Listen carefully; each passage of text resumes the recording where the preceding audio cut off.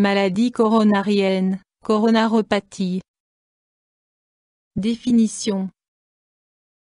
La maladie coronarienne définit une maladie touchant les artères coronaires du cœur. Les vaisseaux coronaires approvisionnent le muscle cardiaque en oxygène et constituent ainsi le moteur du système circulatoire. Des dépôts de graisse, de calcification et de tissus fibreux au niveau des parois des artères coronaires entraînent un rétrécissement des vaisseaux, responsable d'un obstacle à l'écoulement du sang. Par conséquent, l'approvisionnement du myocarde en oxygène et en nutriments devient insuffisant, ce qui est à l'origine de symptômes, tels que des douleurs rétrosternales et un sentiment d'oppression, angine de poitrine, pouvant aller jusqu'à l'infarctus du myocarde ou à la mort subite. Cause. De nombreux facteurs peuvent favoriser la formation de plaques au niveau des vaisseaux coronaires sans pour autant conduire nécessairement à une maladie coronarienne. C'est surtout l'association de plusieurs facteurs qui favorise la survenue de la maladie coronarienne. Facteurs de risque influençables pouvant conduire à une maladie coronarienne. Hypertension artérielle. Hypercholestérolémie. Abus de nicotine. Taux de sucre élevé dans le sang. Surcharge pondérale, obésité.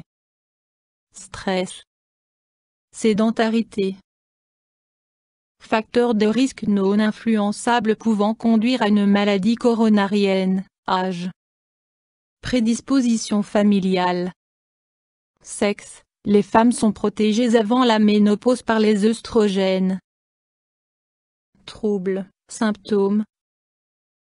Le symptôme le plus caractéristique de la maladie coronarienne est la douleur angineuse, aussi appelée angine de poitrine, survenant d'abord lors d'efforts physiques importants.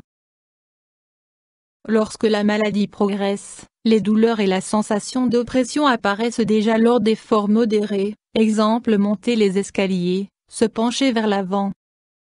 Le patient éprouve des difficultés respiratoires et la douleur irradie souvent vers la mâchoire, le bras gauche et la partie supérieure de l'abdomen. Examen, diagnostic. Anamnèse médicale avec prise en compte des symptômes du malade plus anamnèse familiale. Électrocardiogrammique. ECG d'effort. Holter, le patient porte un ECG portatif pendant 24 à 48 heures. Ultrason, échocardiogramme. Scintigraphie cardiaque, cathétérisme cardiaque avec injection de produits de contraste pour visualiser les vaisseaux coronaires et le muscle cardiaque. Options thérapeutiques. Élimination des facteurs de risque, notamment réduction de l'hypertension artérielle, diminution de la surcharge pondérale, arrêt du tabac et régulation de la glycémie. Plusieurs médicaments peuvent être utilisés pour améliorer l'approvisionnement du myocarde en oxygène et prévenir la survenue d'un infarctus du myocarde.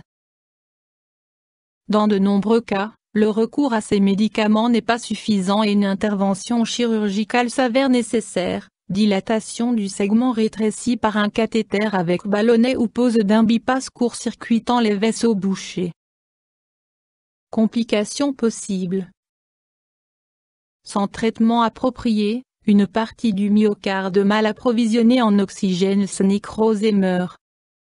Dans de nombreux cas, l'infarctus du myocarde entraîne le décès du patient. YouTube Dr Alabé.